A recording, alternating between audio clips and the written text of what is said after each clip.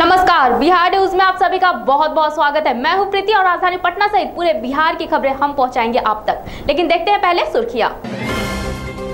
भाजपा नेता सुशील कुमार मोदी ने एक बार फिर लालू परिवार पर हमला करते हुए कहा है कि प्रेमचंद, रघुनाथ झा और कांति सिंह ने मंत्री पद पाने के लिए लालू परिवार को गिफ्ट किया है जमीन। जन अधिकार पार्टी के राष्ट्रीय अध्यक्ष पप्पू यादव ने निजी कोचिंग संस्थानों और निजी अस्पतालों में राज्य सरकार से लगाम लगाने की मांग।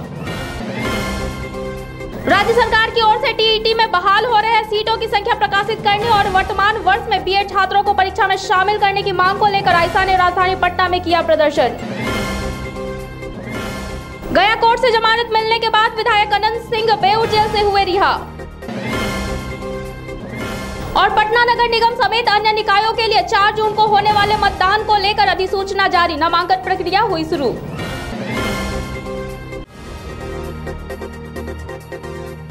बढ़ते हैं खबरों की ओर विस्तार से। भाजपा के वरिष्ठ नेता सुशील कुमार मोदी ने भाजपा प्रदेश कार्यालय में आयोजित एक प्रेस वार्ता के मौके पर सीएम नीतीश कुमार पर हमला बोलते हुए कहा कि मुख्यमंत्री प्रदेशवासियों को गांधी के बताए रास्ते पर चलने की बात करते हैं और वो खुद लालू प्रसाद के बताए रास्ते पर चल रहे हैं। आगे उन्होंने कहा कि वह पहले भी कह चुके हैं और आगे भी कहेंगे कि प्रेमचंद, रघुनाथ झा और कांति सिंह ने लालू प्रसाद के बच्चों को अपनी जमीन सिर्फ इसलिए दिया ताकि वो मंत्री बन सके। प्रेमचंद गुप्ता की जो जमीन थी वो घूम कर वापस आ गई, एके सिस्टम की जमीन घूम कर वापस आ गई, ओपी कत्याल की जमीन घूम कर वापस आ गई। तो जिसे कहते हैं कि चक्र पूरा हो गया। तो प्रारंभ में जिन कंपनियों का मैंने जिक्र किया था, तो उस कंपनियों के और ये मनी लॉन्ड्रिंग का मामला बनता है, जितने सारे मामले और जो PMLA एक्ट है, ये मनी लॉन्ड्रिंग एक्ट जो है PMLA या prime money laundering act, prevention of money laundering act, और इसलिए हम जो गोला दाग रहे हैं वो बहुत दूर तक जा रहा है। ये तथ्य और प्रमाण के साथ हम लोगों ने बातों को रखा है। इसलिए मित्रों, ये सिलसिला आगे भी जारी रहेगा। तो जा रहे हैं, लेकिन जन अधिकार लोकतांत्रिक पार्टी के कार्यकारिणी की बैठक शनिवार को राजधानी पटना में हुई। बैठक के बाद पत्रकारों को संबोधित करते हुए पार्टी के राष्ट्रीय अध्यक्ष पप्पू यादव ने कहा कि निजी कोचिंग संस्थानों और निजी अस्पतालों में राज्य सरकार अगर लगाम नहीं लगाती है तो आने वाले दिनों में पार्टी की ओर से निजी अस्पतालों और कोचिंग संस्थानों में तालाबंदी करने का काम किया जाएगा। आगे पप्पू यादव ने मुख्यमंत्री नीतीश कुमार से मांग करते हुए कहा कि लालू परिवार और सुशील कुमार मोदी की संपत्ति की जाँच कराकर दूध का दूध और पानी का पानी करे। तो पहले तो हम आग्रह करेंगे नीतीश कुमार जी से कि दोनों, लालू जी भी नीतीश जी के सबसे नजदीकी हैं और सुशील मोदी जी भी नीतीश जी के सबसे मुंह बोले और बड़बोलेपन दोस्त हैं। तो दोनों की जांच करा करके नीतीश कुमार जी अपने बेदाग नेता होने का, यदि प्रधानमंत्री का सपना देखते हैं तो हम भी बधाई देंगे कि प्रधानमंत्री का सपना तभी आपका सफल होगा जब बिहार के बेईमान लुटेरे नेताओं को आप अलग करेंगे, उनकी संपत्ति का जांच करेंगे, सभी मंत्री, MP, MLA जिसको अकूट संपत्ति हो चुका है उसकी जांच करके आप सामने लाएंगे। यदि आप दागी MLA, मंत्री, मुख्यमंत्री, उप मुख्यमंत्री के साथ बैठ करके प्रधानमंत्री का सपना देखते हैं तो ये गलत है। हमारी इच्छा है कि हिंदुस्तान में एक बार बिहार से भी प्रधानमंत्री बने। आजादी के 70 साल हो गए, आज तक बिहार से कोई प्रधानमंत्री नहीं बना है। प्रधानमंत्री बिहार का 12 करोड़ लोग चाहता है कि एक बार भारत को प्रधानमंत्री के रूप में कुर्सी मिले। जदयू नेता श्याम रजक ने केंद्र सरकार पर निशाना साधते हुए कहा है कि इग्नू में बिहार के लिए बीएड की सीटों में कटौती करना बिहार के साथ भेदभाव करने जैसा है। इसके साथ ही उन्होंने कहा कि बिहार में शिक्षकों का जो निर्माण होगा उसमें इतनी बड़ी कटौती करना बिहार के साथ अन्याय है।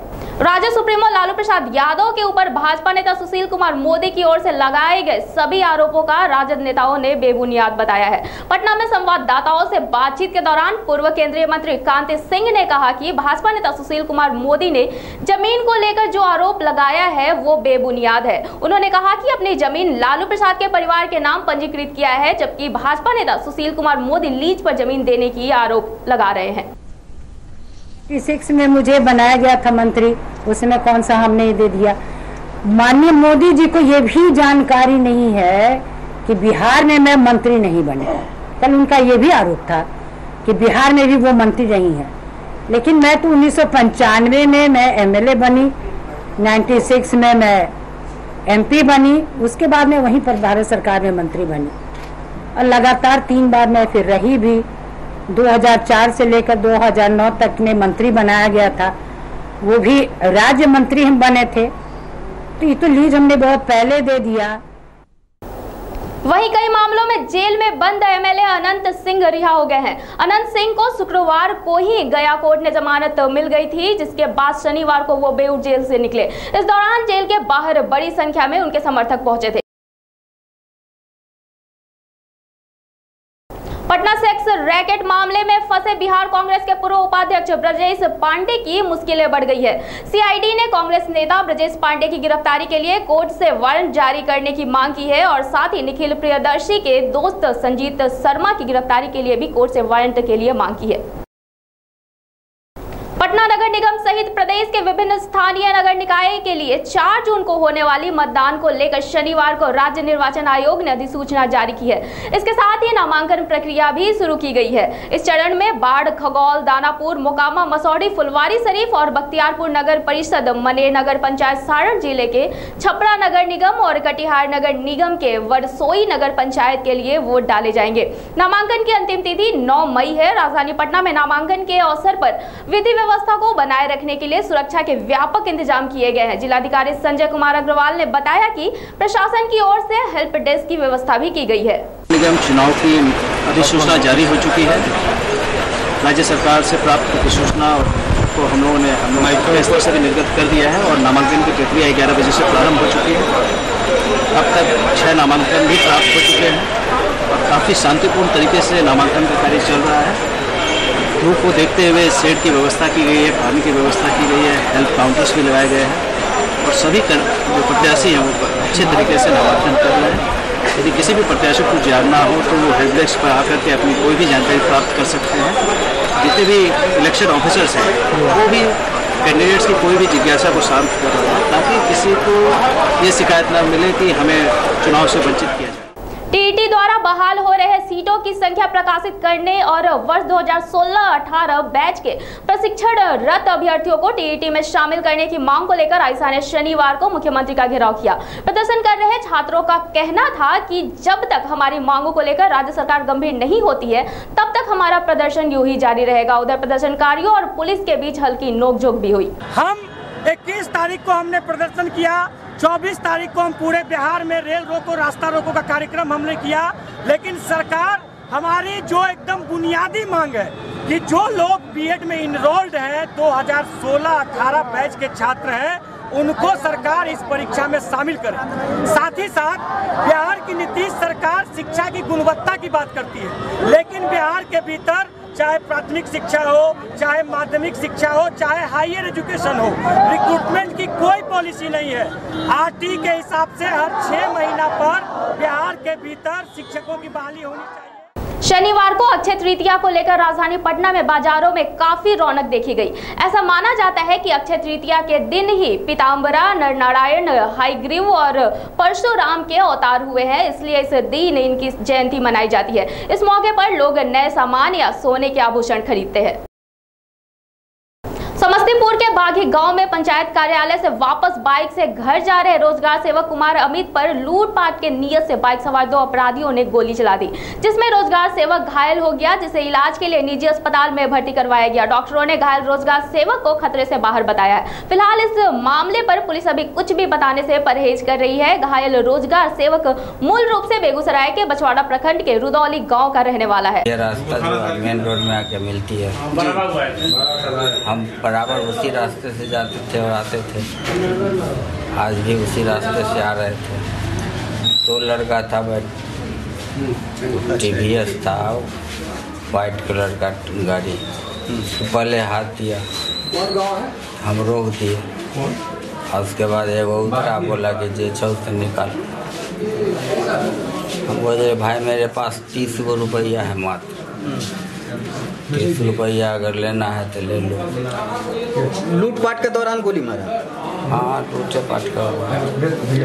उससे पहले कोई दुश्मनी भी थी, पहचानते हैं उसको? ना। रोहतास जिला के भानस ओपी में भूमि विवाद में अपने ही चचेरे भाई की गोली मारकर हत्या कर दी गई। बताया जा रहा है कि मोहन सिंह के पुत्र पिंटू सिंह की हत्या कर दी गई। हत्या का आरोप चचेरे भाई चिंटू सिंह पर लगा है। वारदात के बाद आरोपी फरार हो गया है। वहीं पुलिस ने पिंटू सिंह के 100 को बरामद कर लिया तथा आरोपी की गिरफ्तारी के लिए छापेमारी कर रही है। घटना के बाद गाँव में सनसनी फैल गई है। कैसे हुआ है? आपसी विवाद को लेकर। अच्छा जी, कब हुआ है? करीब 7-7:15 बजे के लगभग शाम के।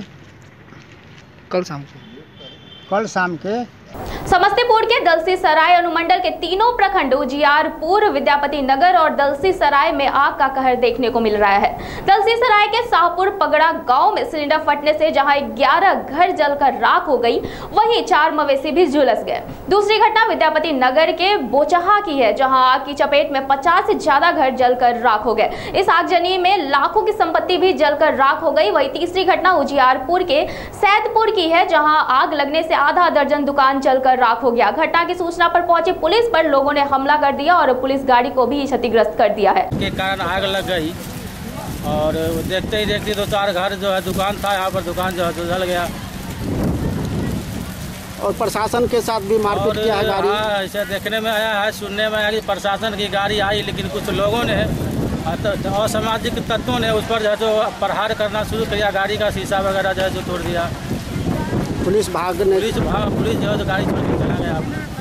बेगूसराय में शराब तस्कर तस्करी को लेकर नए हथकंडे अपना रहे हैं। नगर थाना पुलिस ने फ्रूटी के 75 बोतल में विदेशी शराब के साथ एक तस्कर को गिरफ्तार कर लिया है। पुलिस को गुप्त सूचना मिली थी कि विष्णुपुर मोहल्ले में फ्रूटी के बोतल में विदेशी शराब बेची जा रही है। इसी सूचना पर शुक्रवार की देर शाम पुलिस ने छापेमारी कर 75 बोतल में विदेशी शराब के साथ कारोबारी विकास कुमार को गिरफ्तार कर लिया है। फिलहाल पुलिस इस पूरे मामले की छानबीन में जुटी हुई है।